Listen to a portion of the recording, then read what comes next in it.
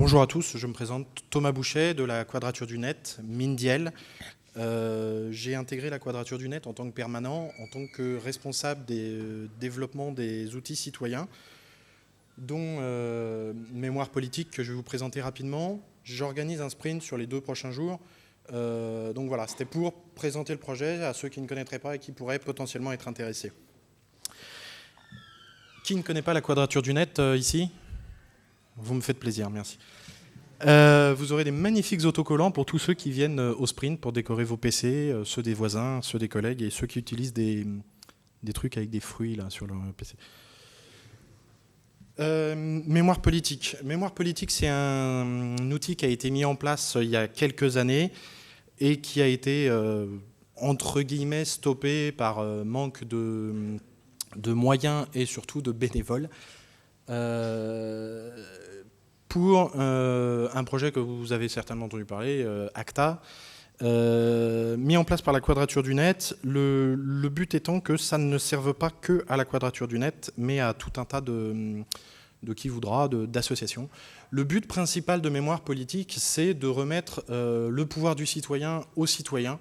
C'est-à-dire qu'aujourd'hui, vous avez des politiques qui ont des moyens financiers, des discours pour vous dire « votez pour moi ». Vous avez des journalistes qui font partie de ce système, ou plus ou moins, ou orientés plutôt à droite, plutôt à gauche, on sait tous comment ça marche. Maintenant, que se passe-t-il exactement au sein des parlements ? Qu'est-ce que la personne pour qui vous avez voté ou pas, qui vous représente en tout cas, va faire réellement ?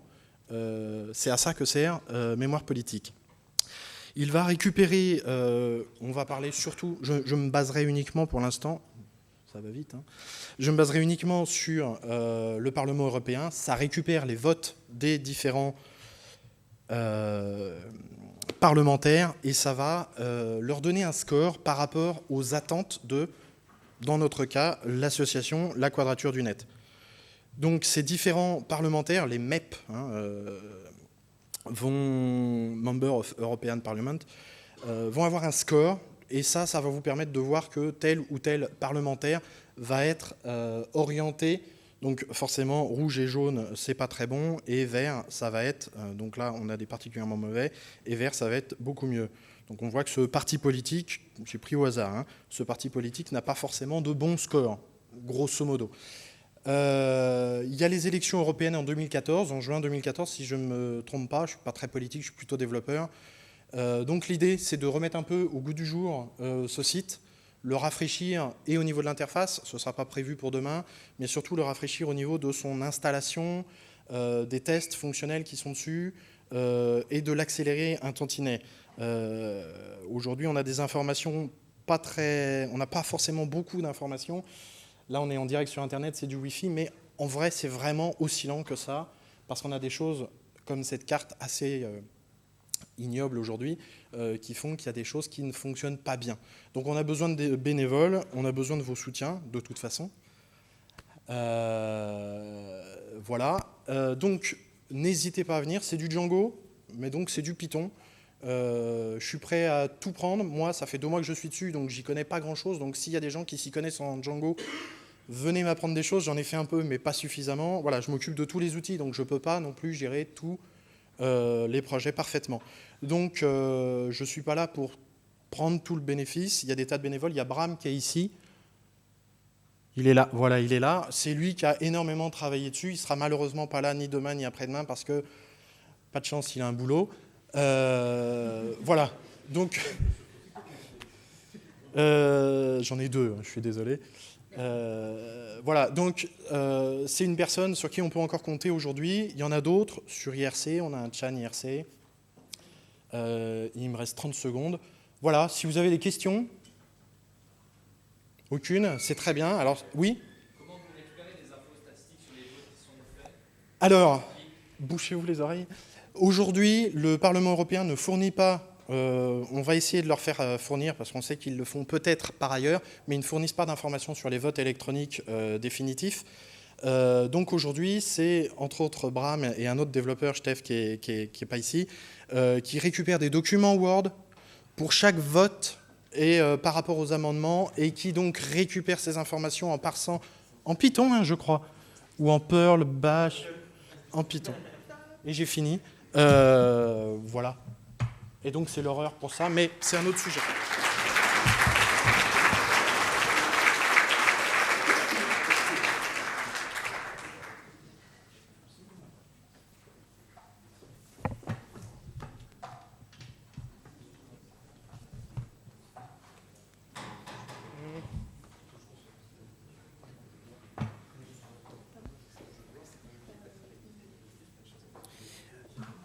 Ok, c'est parti.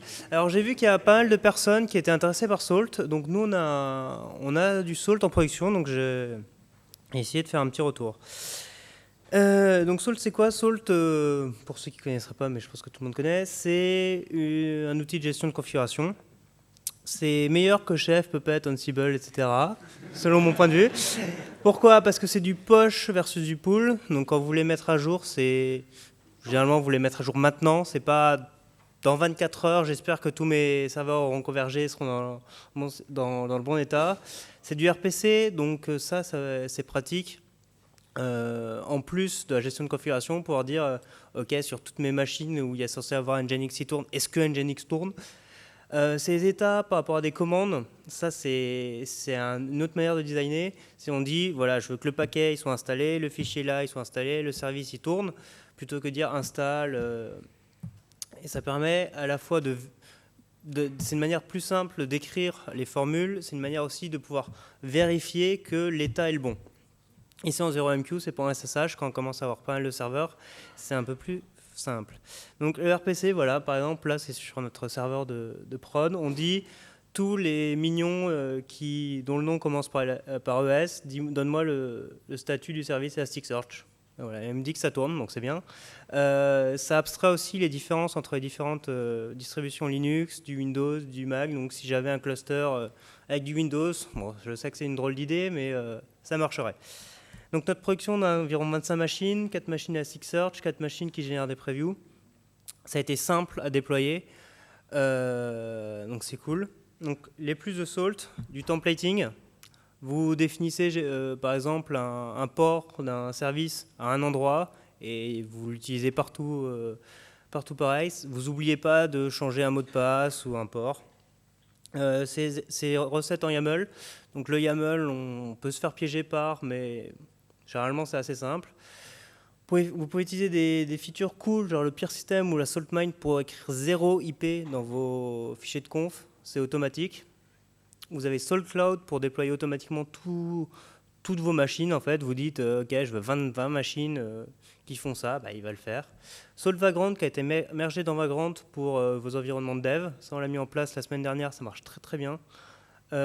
Python, c'est-à-dire que vous pouvez faire des pull requests. Le code est assez simple. Pour l'instant, j'ai envoyé une pull request et compréhensible. Donc les moins de Salt, c'est une grosse communauté. Donc ça veut dire que ça fait une doc très inégale, des modules qui sont pas tous au même niveau. Les releases pour l'instant sont buggées. Ça fait 2 releases que le pinning de version avec package marche plus. La version d'avant, il y avait, quand on importait plusieurs fois la même formule, ça pétait. Les sorties d'erreur sont assez peu détaillées. Ça dépend vraiment des modules. L'évolution de Salt. Donc Salt, ça veut pas être juste un concurrent en chef, ça veut être un contrôleur de cloud. L'idée, c'est qu'on le met au-dessus d'un OpenStack. On définit notre archi et voilà, en une commande, on aurait un data center complet. Salt Cloud va être mergé donc dans Salt pour répondre à ce besoin. Et il y a Salt SSH qui a dû arriver dans les dernières releases quand on en a vraiment besoin, par exemple Olivier. Conclusion, nous on a gagné énormément de productivité en déployant du Salt. Avant on était à l'étape 2, déploiement via Wiki. Il n'y a pas encore de bonnes pratiques pour tout, par exemple la gestion des mots de passe, les settings un peu sensibles, mais ça commence à arriver. Voilà.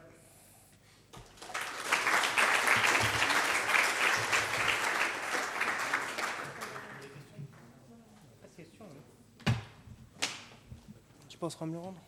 Ouais, ça va. Je te le rends après.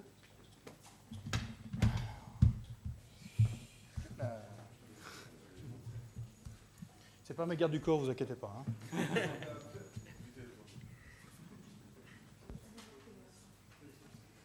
Hein. Allez, bonhomme. Voilà, alors, premièrement, je voulais dire bonjour, zut. Merci au PyCon FR, surtout à l'Université de Strasbourg, pour nous avoir permis de distribuer des bières hier, parce que bon, voilà, pour surtout avoir la possibilité de discuter du Python FOSDEM. Bon, certains ont des t-shirts, comme moi. Le Python FOSDEM, en fait, a été lancé sur une idée qui a été faite l'année dernière au PyCon 2012. C'était en février 2013, où ça, chez nous en Belgique, à Bruxelles. Ça a été un succès. Peut-être. Alors moi, je voudrais dire merci à tous les speakers qui étaient venus. Il y en a quand même quelques-uns de chez vous. Il y a Benoît, il y a Tarek, il y a Nel et d'autres, Alex et autres. Alors, merci à vous, parce que, en fait, à la base, il n'y avait que 40 personnes qui devaient venir. Il y en a eu plus de 300. Alors, on a fait un petit AFPIRO. Comme vous pouvez le voir, à gauche, il y a la partie AFPI française. À droite, au milieu, il y a un peu de tout le monde. Et voilà. Alors, on a fourni aussi des petits cadeaux. Il y avait des chocolats, des t-shirts, grâce à un petit sponsoring de l'AFPI, la PSF et d'Afinitic en Belgique. Alors moi, je voulais dire merci à l'AFPI, surtout à Nel. Pourquoi ? Parce qu'au pied levé, vous imaginez quand même la présidente de l'AFPI qui se dit « Tiens, je vais faire une petite présentation en anglais parce qu'il y a un gars qui ne s'est pas venu. » Voilà. Tarek, parce qu'il a filé un coup de main. Hein, voilà. Je ne sais pas ce qu'il faut à terre, mais bon, au moins, il travaillait. Très honoré d'avoir la Python Software Foundation qui est venue faire un petit coucou. Alors, je voulais dire merci. En fait, à la base, c'était une idée que j'avais émise comme ça en rigolant. Hein, mais bon, je me suis fait prendre au jeu, donc j'ai eu droit à Ludovic qui m'a fait un petit coup de main, qui est ici. Christophe, qui est là. Jonas, qui se balade en Belgique parce qu'il est néerlandophone, donc il ne comprend pas trop le PyCon FR. Et moi. À part ça, nous avons des nouveaux membres. Nous avons Nicolas, qui est derrière moi, Laurent, Bram, Aka, et Nicolas Petiot, que certains connaissent. Alors, qu'est-ce que je propose ? On recommence. On recommence avec du Python, des orateurs géniaux, et amenez-vous, hein, un stand, je vais en avoir un ou deux, du chocolat, des t-shirts, à acheter cette fois-ci, parce que l'année dernière, j'en avais fait que 25, et tout le monde m'a demandé des t-shirts. Alors, refuser à 300 personnes, ça fait mal au cul. Un beer event, un AFPIRO, comme voilà, comme d'habitude. Alors, venez nombreux, c'est un ordre. Voilà les informations.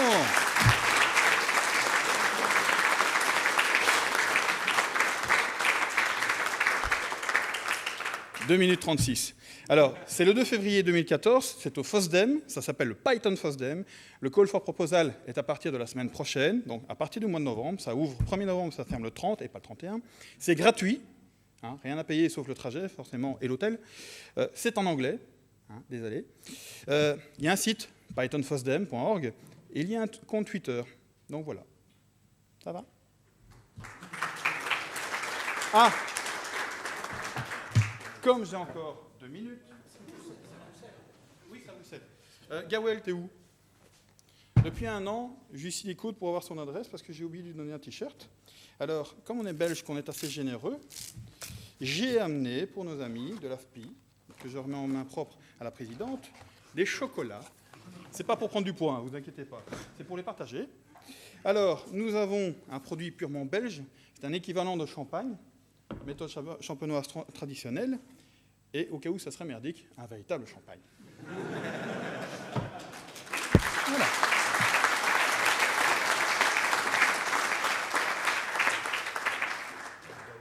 Gawel, t'es gagnant de ça. Si c'est trop grand, désolé, ça pour toi dormir. Hein.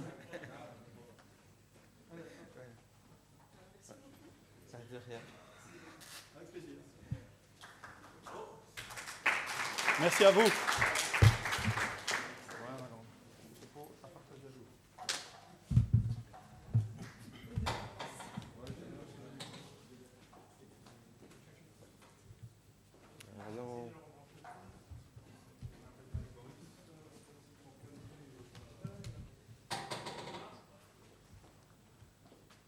Ça marche d'habitude. Bon. Le coup de pas de bol. Bon, je vais laisser la place à un autre. Non, ouais. Bon, on passe à un suivant en attendant. Je vais regarder.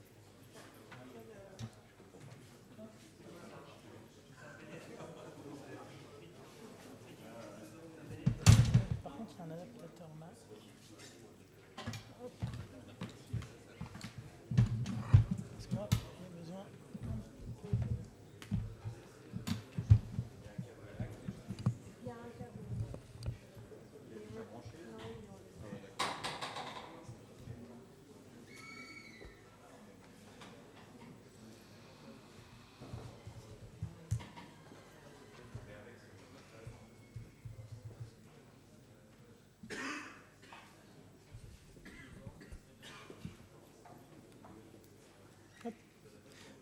Bonsoir à tous. Bon, je connais une bonne partie d'entre vous. Ce soir, je suis venu sur la casquette Axpark, qui est une boutique en ligne et maintenant physique aussi dans Paris, dédiée au Open Hardware, que j'ai lancé il y a de ça un peu plus d'1 an. Voilà. Donc, ma présentation, c'est Let's Fly pour Python.fr. Pourquoi Let's Fly? C'est-à-dire que, d'abord, on a le Leapmotion, qui est ce petit outil-là, qui permet de pouvoir naviguer avec les mains, simplement, sur un ordinateur et avoir une interface un peu originale, simplement avec les mains comme ça. Donc, c'est-à-dire que là, hop, je vais pouvoir zoomer, bouger un peu, s'il veut bien, voilà. Donc là, vous voyez, je travaille qu'avec une main dans les airs, je peux zoomer, venez voir, etc. J'ai un peu de mal à trouver Strasbourg. Je crois que c'est par là, non? Alsace, voilà, Strasbourg.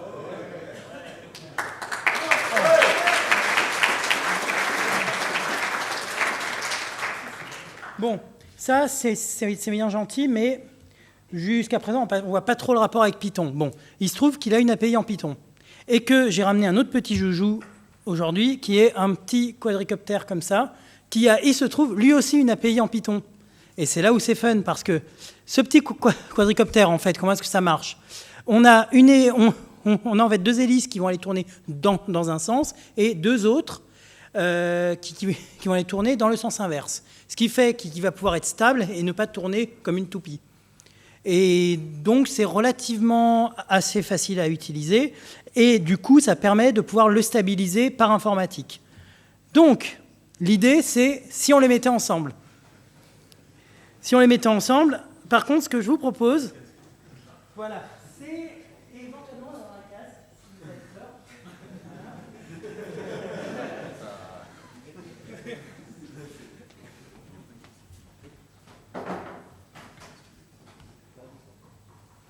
Donc là, il me dit qu'il est connecté. Je vous préviens, on a fait plein d'essais.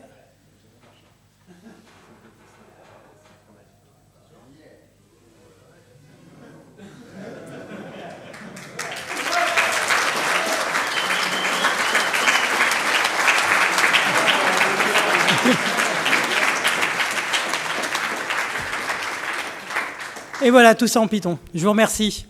Ça,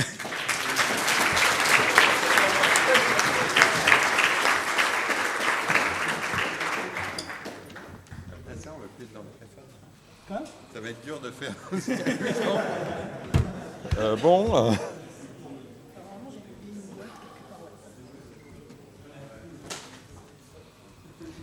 ne sais pas du coup qui est-ce qu'il a récupéré là-haut.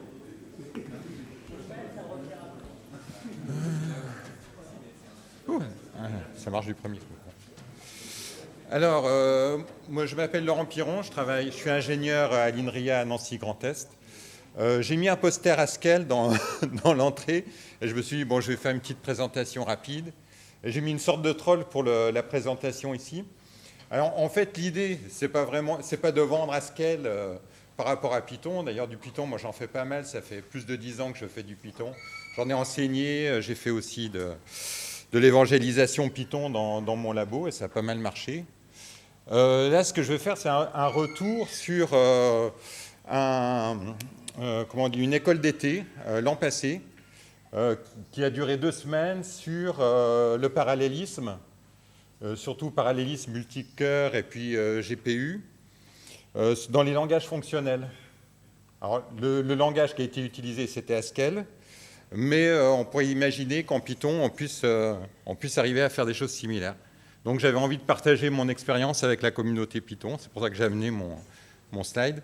Alors pour le petit joke sur la présentation, ça c'est un test, bon, peut-être que certains d'entre vous connaissent, c'est Computer Language Benchmark Game.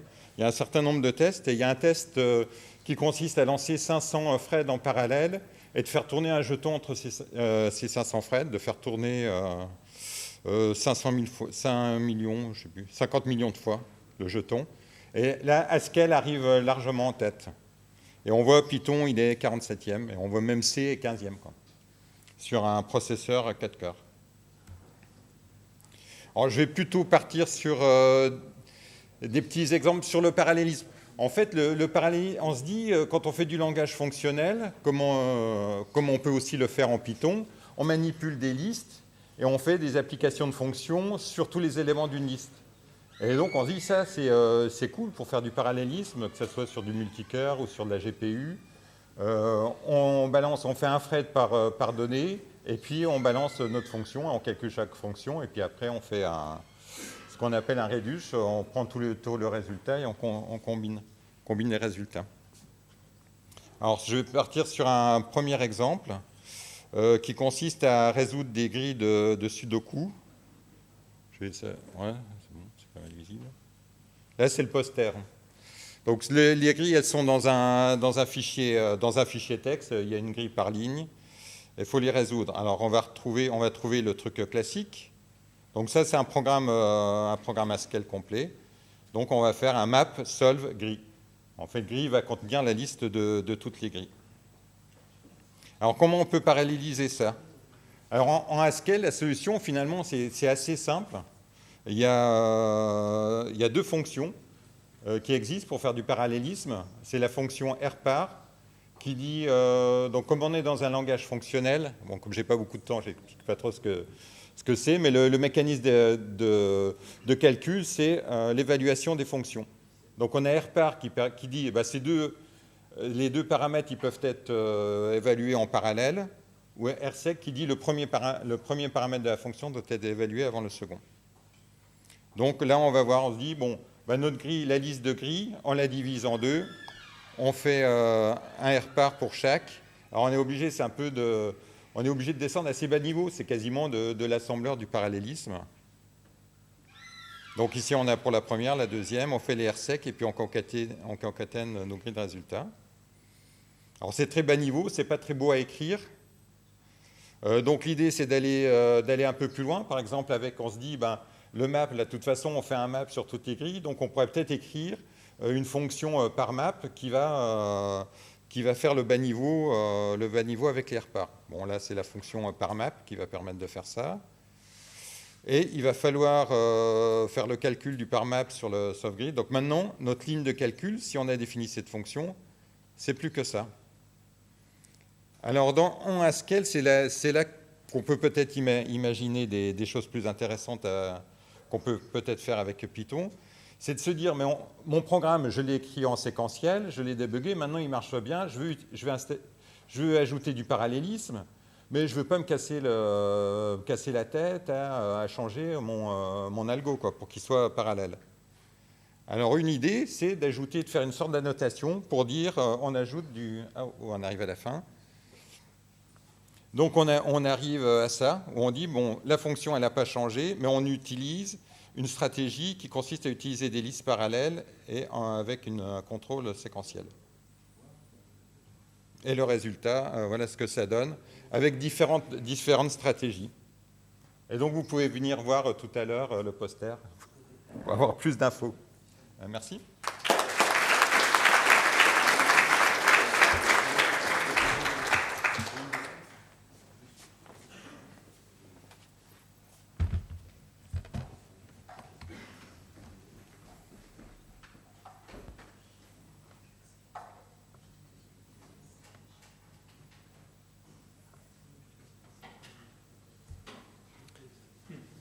Alors, bonjour. Tout à l'heure, il y avait une présentation sur un système d'intégration continue distribué avec une architecture très ambitieuse. Moi, j'ai souvent envie de mettre en place de l'intégration continue sur des petits produits. Je veux mettre ça en place rapidement. Je veux faire ça chez moi sur des petites machines. Et je n'ai pas besoin d'une usine à gaz. J'ai envie d'un truc qui marche vite, bien et qui ne me consomme pas beaucoup de ressources. Le problème, c'est que aujourd'hui, les outils que je trouve, alors peut-être que vous pourrez m'en suggérer d'autres, ils sont soit trop lourds, je pense à Jenkins, ou trop compliqués. Parce que quand je déploie un buildbot, je passe pas mal de temps à écrire mon truc, même si je connais un peu buildbot. C'est long à faire et pour un petit projet rapide, j'ai pas envie de me galérer avec ça. Moi, ce que j'aimerais, c'est quelque chose qui soit aussi léger et facile à déployer que buildbot. Et avec une configuration qui sera à mi-chemin entre Jenkins et Travis, Jenkins parce que c'est facile à comprendre, c'est facile à... Voilà, même si je n'ai pas le nez tout le temps dans Jenkins, le jour où je m'y remets pour configurer un nouveau job, ça ne me prend pas de temps à comprendre comment ça marche et ce qu'il faut faire. Et puis Travis parce que c'est des fichiers texte, j'aime bien les fichiers texte, je peux les versionner, je peux les mettre dans un dépôt et j'ai tout dans des dépôts, donc tant qu'à faire, autant que ça marche avec des fichiers texte. Donc voilà, du coup l'idée ce serait éventuellement d'utiliser Buildbot comme socle et de le configurer mais avec des fichiers texte beaucoup plus simples que ce qu'on a par défaut aujourd'hui et voilà, et qu'on puisse mettre en route en un quart d'heure configuration des jobs comprises. Donc voilà, c'est une idée qui me trotte un peu dans la tête depuis un moment et voilà, donc je vous la soumets. S'il y en a que ça inspire, qui connaissent éventuellement des outils qui correspondent à cette description, je suis preneur, et qui auraient envie éventuellement de m'aider à travailler sur un truc comme ça me botterait bien de démarrer un petit projet là-dessus. Voilà.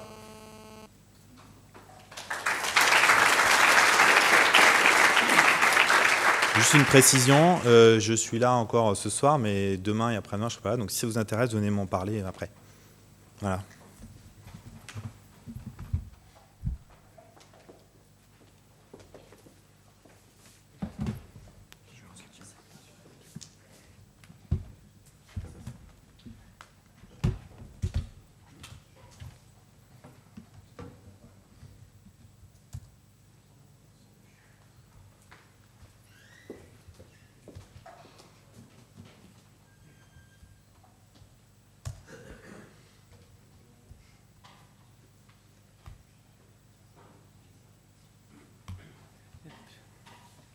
Bonjour, donc je suis Pierre-Yves David. De manière originale, je vais vous parler de choses qui concernent la gestion de versions et Mercurial.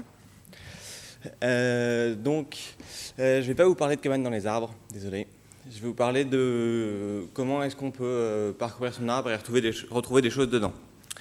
Donc pour ça, Mercurial a inventé un langage qui s'appelle le RevSet, qui est un langage spécifique qui va être accepté par n'importe quelle commande qui cherche des révisions, les interfaces aussi, donc l'interface web, l'interface graphique, ce genre de choses.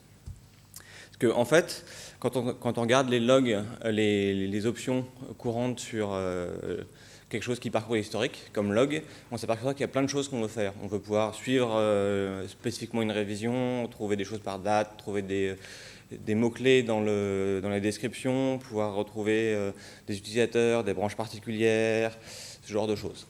C'est quelque chose qu'on veut toujours plus ou moins faire. Et du coup, à force d'avoir toujours le même genre de problème et de rajouter des options et des options, il y a des gens qui ont fini par se dire il y a quelques années que si c'est un problème qui revient et qui est compliqué, il faut peut-être y réfléchir une bonne fois pour toutes et apporter une solution qui va permettre de résoudre tous les problèmes une bonne fois pour toutes. Donc le RevSet, c'est un petit langage qu'on peut donner à n'importe quelle commande Mercurial. Donc ça commence de manière assez simple. Les commandes Mercurial elles peuvent prendre un identifiant de chanset, comme on voit là-haut, mais on peut spécifier un ensemble de révisions qui représente un chanset et tous ses ancêtres. Donc tous les chansets sur lesquels il est basé, ou tous les descendants d'un chanset, tous les chansets qui sont basés sur celui-là, ou tous les chansets entre un chanset et un autre chanset, y compris s'il y a différentes branches et des choses comme ça. Mais on peut aussi faire des groupes, donc on peut dire telle révision ou telle révision, et on peut combiner ça avec ce qu'on vient de voir avant. Donc on peut dire tout ce qui descend de telle révision ou telle révision. Et on peut faire des opérations arithmétiques dessus. Donc par exemple, on peut dire tout ce qui dépend, tous les ancêtres de la révision qu'on a à gauche, moins tous les ancêtres de la révision qui est à droite. Et du coup, on va se retrouver à avoir la partie de l'historique qui est avant la révision qu'on a à gauche, moins tout ce qui est déjà inclus dans l'autre.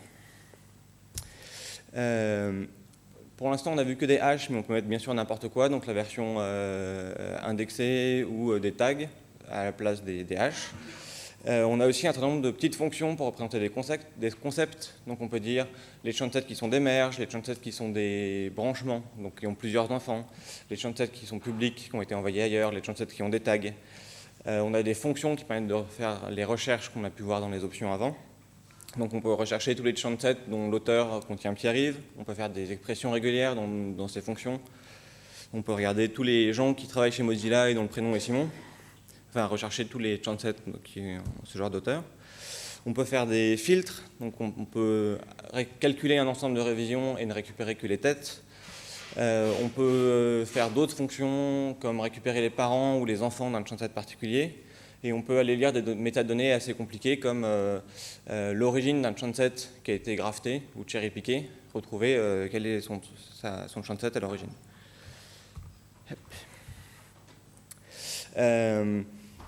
Du coup, c'est assez générique, on peut faire vraiment plein de choses. Là, j'ai mis 3 petits exemples pratiques.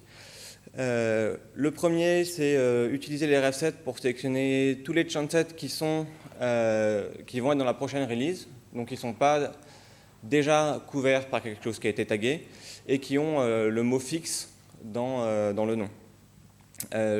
On peut aussi l'utiliser dans d'autres choses que log. Par exemple, ça c'est une commande de Rebase qui va prendre tout le travail qui est à moi et qui n'a pas été encore publié et va le replacer sur la tête courante du projet.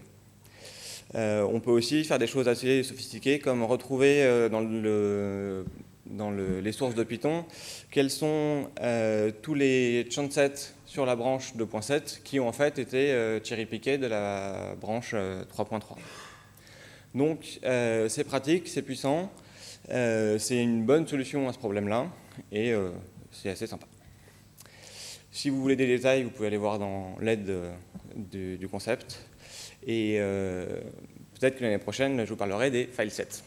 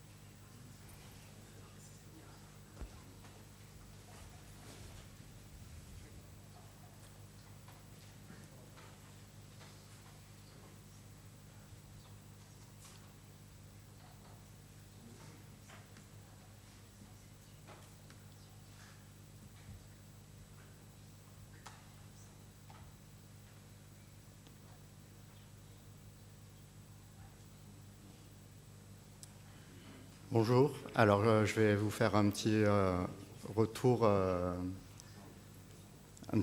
d'expérience concernant l'écriture d'un jeu vidéo en Python. Donc il y a quelques années, j'ai développé un jeu dans ce genre-là. C'est un clone de Final Fantasy Tactics, s'il y en a qui connaissent, sauf que j'ai rajouté le support multijoueur en réseau.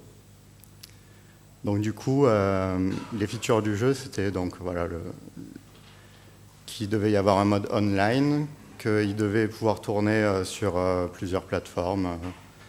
J'avais choisi Windows, macOS, Linux, et qu'il est en 3D. Donc c'était mon premier jeu, et du coup je cherchais quel était le bon outil pour l'écrire. Bon, il se trouve que je l'ai fait en Python.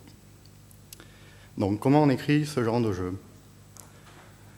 Alors, on peut le faire en partant de rien, avec les libs de base, hein, c'est-à-dire OpenGL, OpenAL, tout ça, et puis on prend les bindings, on fait une glue au-dessus, en gros on réécrit le framework. Et l'inconvénient de cette approche-là, c'est que du coup, tout le temps de développement est passé à faire ce framework-là, et on ne développe pas le jeu. Et puis aussi, il faut développer tous les outils qui vont à côté, l'exporteur Blender, l'éditeur de map, tout ça. L'autre approche, c'est d'utiliser un outil déjà tout fait. Le problème, c'est que la plupart, ils sont propriétaires, ils coûtent cher, que du coup, quand on veut recruter des gens dans l'équipe de développement, il faut qu'ils l'achètent aussi. Et puis, il y a toujours un moment où on va être gêné par ce genre d'outils, puisqu'ils utilisent un format qui est obfuscatoire. Et puis, donc, du coup, j'ai cherché un truc un petit peu entre les deux. Et je me suis dit que ça devrait être quelque chose comme ce que je connaissais dans les frameworks web, mais pour le jeu. Et du coup, je suis tombé sur cet outil Panda 3D, développé à la base par les studios Disney, maintenant qui est supporté par une université aux États-Unis. Donc c'est un cœur en C++ sur les libs dont je vous ai parlé pour avoir de bonnes performances et qui est scriptable en Python, c'est leur langage de prédilection. Alors il a tous les modules qu'on peut attendre d'un framework de jeu. Surtout, il manipule la scène 3D comme si c'était du DOM, donc c'est facile quand on vient du monde web. Il a la détection de collision, c'est un truc qu'on ne veut surtout pas coder, c'est horrible à faire. En 2D ça va encore, mais en 3D, je le conseille à personne.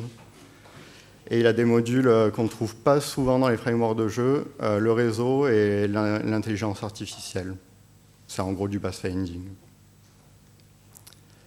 Après, il est pas mal adapté à nous les geeks parce que, déjà, il est open source. Et puis, c'est juste une série de modules Python à importer. Donc, on utilise les outils qu'on veut, l'éditeur qu'on veut. Il est extrêmement bien documenté. Il y a des pages et des pages de documentation. Il y a des cheat sheets, il y a des tutoriels en vidéo. Une référence en C++ et en Python. Donc, je vous montre un tout petit peu de code, comment ça marche. Donc en fait, ce qu'on fait, c'est on étend l'objet de base fourni par le framework. On va surcharger des méthodes. Bon, là, en l'occurrence, dans cette méthode init, je vais charger un modèle qui vient de Blender. L'environnement, c'est une espèce de forêt. Et je vais charger un acteur. Ici, c'est un panda. Et je vais le faire marcher. Donc, du coup, voilà, c'est une API de très haut niveau, rien de bien difficile. Merci.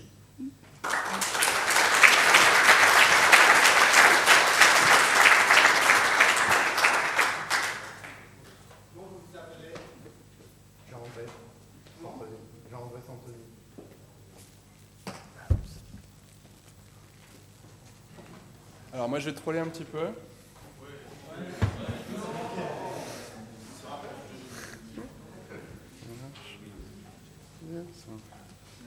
Hop.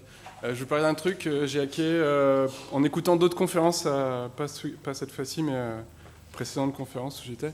Je me suis levé le matin en me disant, mais il y a plein de développeurs qui aiment bien MongoDB. Alors, à part Boris ici, est-ce qu'il y a des gens qui sont fans de MongoDB? Ouais. Et pourquoi c'est cool MongoDB? C'est cool pour le développeur, parce qu'il n'y a pas...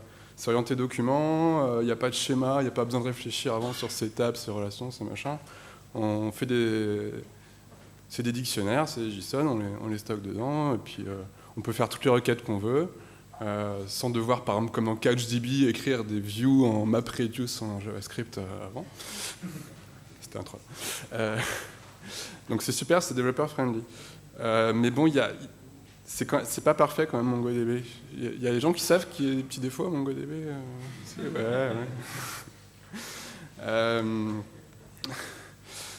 C'est web scale tant que ça reste dans la RAM de votre machine. C'est durable tant que vous voulez pas trop garder forcément tous les writes. Enfin bon, il y a un certain nombre de... Tant que c'est parallélisable, tant que vous voulez pas trop de connexions concurrentes en même temps. Ça prend pas trop de place disque, tant que vous réécrivez pas les objets que vous avez déjà écrits. Enfin, les gens vont dire que c'est pas vraiment une vraie base de données, quoi. Donc faut pas utiliser Mongo, quoi.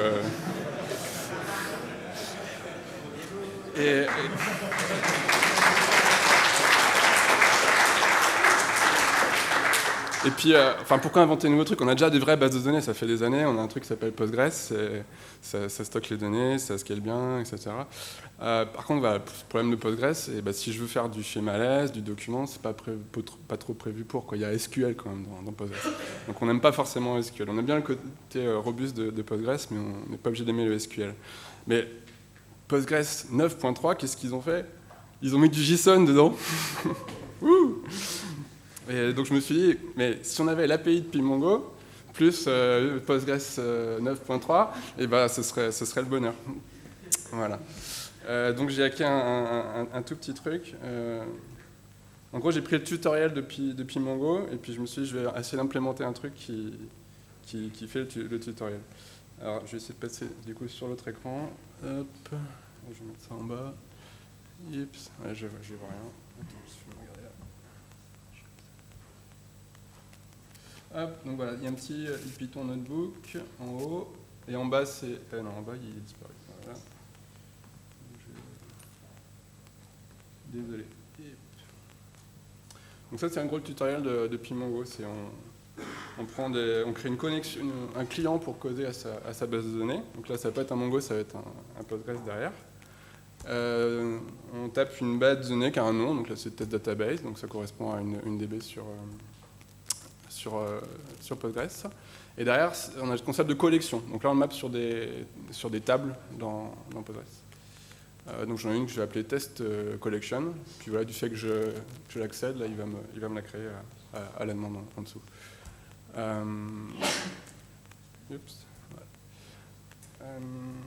Ensuite, qu'est-ce qu'on va mettre dedans? On va mettre des documents. Donc tiens, voilà, je vais faire un post de blog. Les démos, c'est toujours avec des posts de blog. Donc c'est un hash, enfin c'est une map, un dictionnaire plutôt, que j'écris que je vais écrire dans ma base de données en faisant un insert. Et hop, ça insert et ça me renvoie un ID. Vous voyez que là, il a inséré les valeurs en base. Après, on peut les requêter, on peut faire un find one, donne-moi un document. Hop, il m'en donne un au hasard, il n'y en a qu'un de toute façon, c'est celui-là.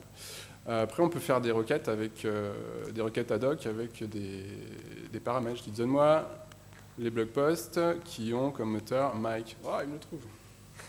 C'est classe. Et puis si je demande Ronan, il ne trouve pas, parce qu'il n'y en a pas. Voilà. On peut faire une query par l'ID aussi. Donc mon ID de mon post, c'était 1. Donc je peux lui demander, donne-moi le post qui a l'ID 1. Donc il y a un champ ID qui a été ajouté automatiquement, comme dans Mongo. Et puis je peux faire des bulk inserts, si je veux en mettre 2 à la fois, soyons fous. Et voilà, il m'en insère 2. Je peux récupérer plusieurs documents aussi à la fois. Si je fais un find sans paramètres, il va me chercher tous les documents. Donc là, il me sort les 3 docs. Je peux faire des counts sur un result set aussi. Et il y en a 3. Et je peux faire un count sur un... Il y en a combien qui sont avec Mike? Il y en a 2. Ouais, ça marche. Et puis on peut faire des requêtes avancées, genre donne-moi tous les documents qui sont avant telle date. Avec les opérateurs de Mongo LT. Et l'inverse avec l'opérateur GT, greater than. Et vous voyez qu'il génère les... Oups. Je vais faire le truc, pardon. Il me génère des petits selects en SQL. Voilà. C'était la démo. Et ça fait guère plus que ça pour l'instant. Mais le code est sur GitHub.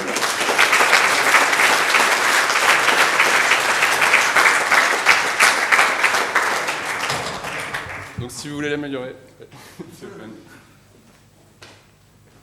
On peut faire l'inverse ou pas?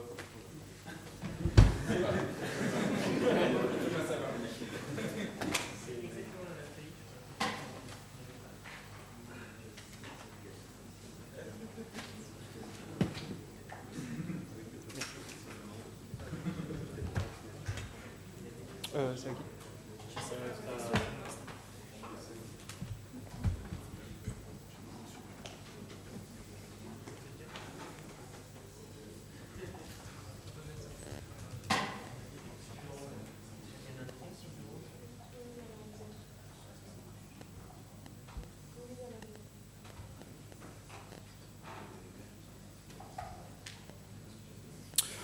Ok, voilà. Alors en fait, j'avais prévu une présentation, mais je me suis aperçu que j'ai écrasé mes slides avec une autre présentation qui n'a rien à voir et qui ne tient pas en 5 minutes.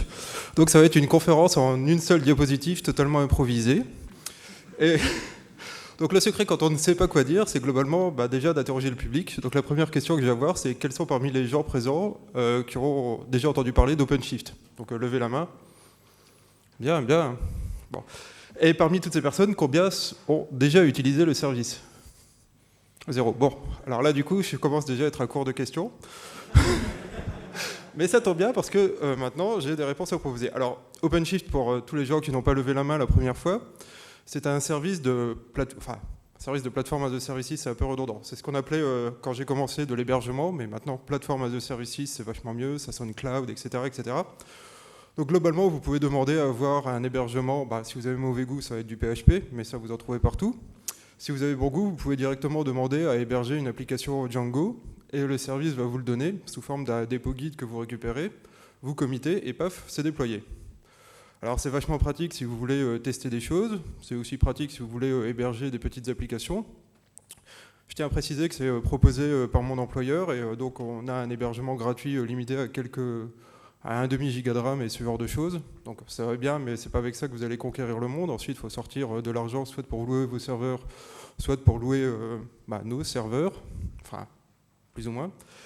Et l'un des avantages par rapport à tous les hébergements existants, parce que bon, il y en a des tonnes, il y a OVH, il y a Gordy, il y a Heroku, etc., c'est que nous, on publie le code source. Alors nous, pas moi, parce que moi je suis admin à mi-temps, pour des trucs qui n'ont rien à voir, mais l'équipe en question publie le code source. Alors je vais discrètement dire que c'est du Ruby, faites comme si j'avais pas entendu, ce qui n'a strictement rien à voir avec Python, mais vous pouvez héberger ce que vous voulez, et si vous avez votre propre agence web de développement, si vous êtes dans une grosse SS2I, ou si vous avez énormément de temps libre, vous pouvez l'installer chez vous. Donc le déployer soit avec des choses comme Ansible, comme Puppet.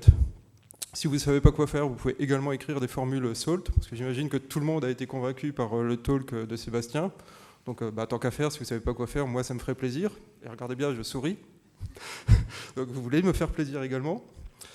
Et globalement, c'est de l'hébergement standard. On essaye de respecter au maximum les choses. Donc vous n'allez pas avoir, contrairement à Google App Engine, des API propriétaires, ce qui est vachement pratique si vous voulez le déployer chez vos clients. Ce qui est également pratique si jamais on commence à déconner trop, vous reprenez votre code source et vous le déployez comme avant à la main avec un bip install, ça marchera. Et donc globalement, c'est tout ce que j'ai à dire. Parce que je ne suis pas très bon en improvisation, c'est pour ça que d'habitude je répète et je fais les choses. Donc si les gens ont des questions, n'hésitez pas à le faire après, parce que je pense qu'on va aller boire un coup. Je connais assez bien les gens de l'AFPI. Et donc voilà, et merci de m'avoir écouté pour ce dernier Lightning Talk.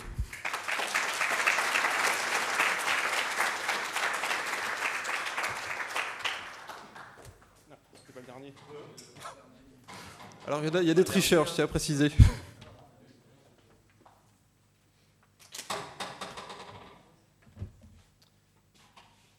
Deuxième essai.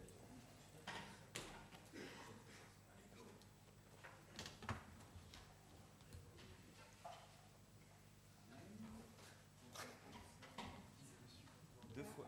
Ah. Tu m'as dit que ça marcherait. Ah. Oui. Ah, et merde. Je pense. Bon, je vais vite fait vous présenter une petite lib développée avec un ex-collègue de Libération. C'est un petit ORM pour Redis en Python. Donc, je vous laisse lire la petite baseline en anglais parce que mon accent est à couper au couteau. Et ça scrolle pas parce que... Ouais, à droite, c'est ça là, c'est donc l'autre droite. Donc c'est une petite démo interactive que je vais vous faire. Donc en fait, en gros, ça reprend le principe un peu des modèles de Django pour ceux qui connaissent. Bon, là, on définit juste sur quelle database Redis on se plug. Donc là, on crée des modèles. Donc c'est la démo en live. Je crée mes modèles. Donc vous voyez, je définis deux modèles, un modèle ingrédient, un modèle plat. Mais je dis juste qu'un plat contient des ingrédients. J'expliquerai les fields plus tard. Création de quelques ingrédients. Donc vous voyez, c'est un modèle. Je le déclare avec juste le nom des champs. Je crée un plat, une tarte flambée. Je veux voir ce que j'ai dans le plat. Donc là, comme vous pouvez remarquer, j'utilise hget. Pour ceux qui connaissent Redis, hget, c'est la commande Redis pour accéder au champ d'un hash. Parce que, en fait, Limpide ne fait pas du tout abstraction de Redis, contrairement à d'autres ORM pour Redis. Donc, le name me renvoie bien tarte flambée, c'est ce qu'on attend. hgetAll, j'ai utilisé un peu plus haut des instances hfield, donc c'est tout l'objet qui est un hash. Hop, voilà, donc je vois tous les champs de type du hash. Comment récupérer cette fois les ingrédients? Donc c'est relationnel, donc vous allez voir. Hop. Donc ça renvoie toujours les PK, parce que c'est les PK qui sont stockés. Mais si je veux pas les PK et que je veux les instances, donc là j'appelle la collection, qui est un peu l'équivalent de filter en Django. Instance là permet de renvoyer les instances, donc ça me renvoie bien croûte, lardon et crème. Créons un autre plat, mais pour l'instant sans les ingrédients, la choucroute. On rajoute un ingrédient. Ah, pardon. Le chou. j'ajoute le chou et la croûte. Et ça fait la choucroute. Pardon. Donc ça me renvoie 2 parce que SA dans Redis renvoie le nombre d'éléments ajoutés. Donc là, pareil que tout à l'heure, je récupère les ingrédients, la croûte et le chou. Si je veux voir tous les plats que j'ai enregistrés, bon, j'appelle la collection du modèle plat. 1, 2. Si je veux voir les objets réels, tarte flambée, choucroute. Si je veux juste le nom des plats, pour ceux qui connaissent Django, values et values list peuvent être très pratiques. Donc je les ai implémentés de la même façon. Quel plat on a mangé ce week-end? Donc la collection, pour vous montrer, je fais un filtre. Je filtre sur manger à Picon.fr. On a mangé des tartes flambées parce qu'on a un peu mangé que ça. Et là, je vais vers la relation inverse. Quel plat? Il y a de la croûte, les tartes flambées et la choucroute. Et ce qu'on a mangé ce week-end, tarte flambée, évidemment. Récupérer un plat, donc le get. Donc voilà, le plat choucroute. Je peux aussi le récupérer par l'APK. Les connexions sont lazy, donc là je vais montrer dans ce que nous dit Redis.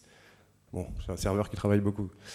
Il y a beaucoup de clés. Normalement, si je fais ça, vous voyez, je fais plat égale plat collection. Et normalement, ça a changé parce que j'ai oublié que le serveur... j'ai dû me mettre sur un serveur en prod, du coup. Le Redis travaille en même temps, mais normalement, les collections sont lazy.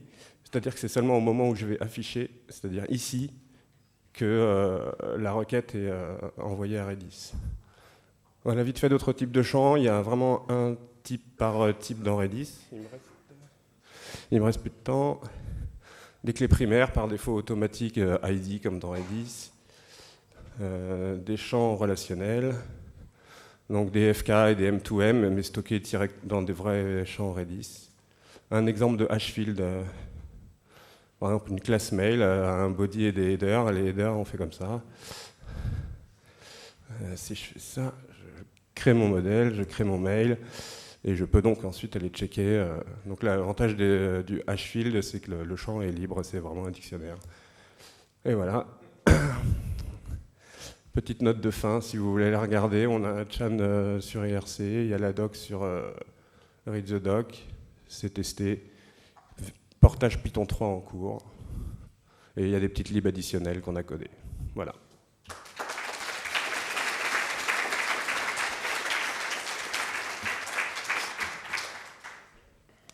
Et donc, cette dernière Lightning Talk clôture Picon.fr.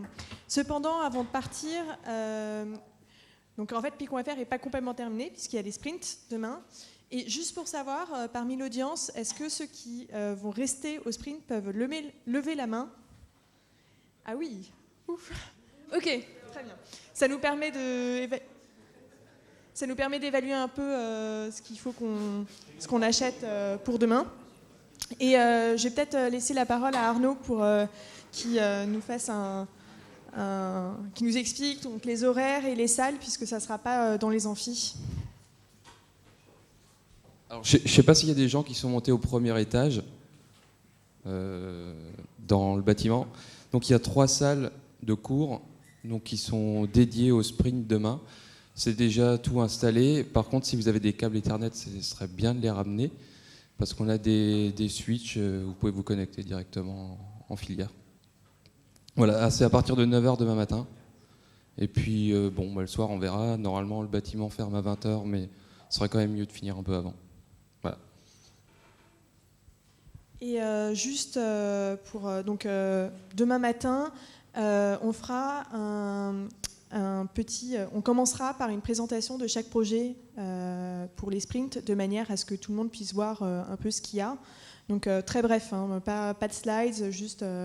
quelques mots sur le projet et si vous avez des buts dans le sprint, donc ça peut être améliorer la documentation, augmenter le coverage, le test coverage ou quoi que ce soit, c'est le moment de le dire. Et comme ça nous permettra aussi de regrouper les gens par thème. Donc par exemple, donc il y aura un sprint scikit-learn. S'il y a en plus un sprint sur NumPy, comme c'est du Python scientifique, on essaiera de regrouper les gens de manière à ce que des échanges puissent se mettre en place. Donc ça commence à 9h. Et oui, on travaille tôt.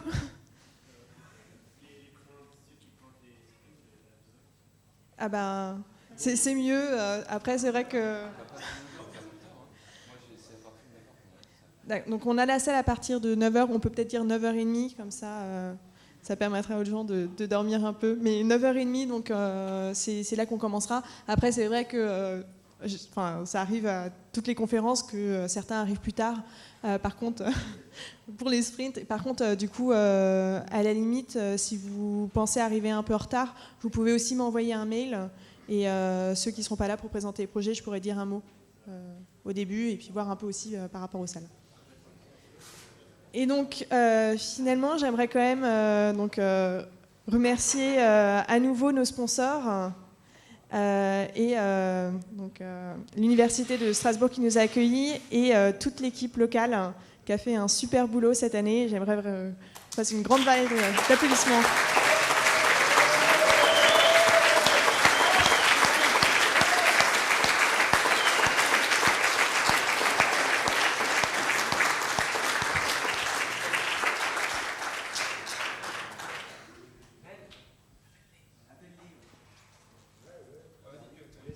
Donc est-ce que l'équipe locale peut monter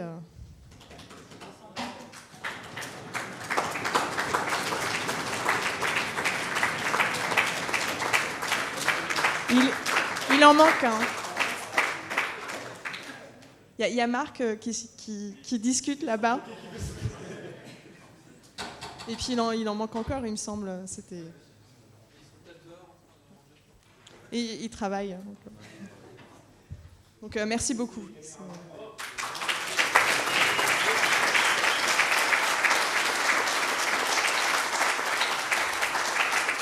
Et donc je pense que c'est pas complètement la première fois, mais presque. Donc comme vous avez pu le voir, toutes les conférences ont été filmées, on va les mettre en ligne rapidement. Et donc je dis pour une fois, c'est-à-dire que généralement on filme et ensuite les vidéos restent quelque part sur un serveur. Personne n'y a accès. Donc cette année, on a donc un support professionnel et merci beaucoup d'avoir passé votre week-end à filmer, et en particulier comme on vous a demandé ça très tard. Donc, merci beaucoup aux caméramans.